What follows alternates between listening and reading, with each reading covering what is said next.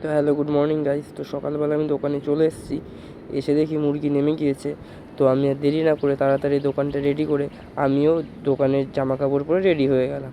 তো সকালবেলায় আমার অর্ডার ছিল যেহেতু, তো তাড়াতাড়ি কিছু মুরগি কেটে নিয়ে অর্ডার কাটা কমপ্লিট করলাম।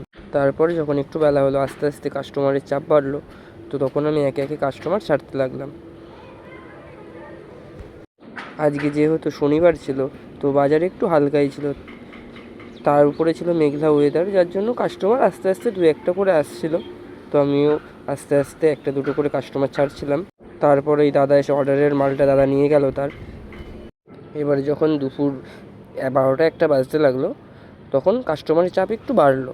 তারপর এই কাস্টমারগুলো ছাড়ার পর বাজার আস্তে আস্তে হালকা হয়ে গেল, কাস্টমার ছিল না। তখন দোকানটা ধোয়া শুরু করলাম, আমি আর দাদা মিলে দোকানটা ধুই।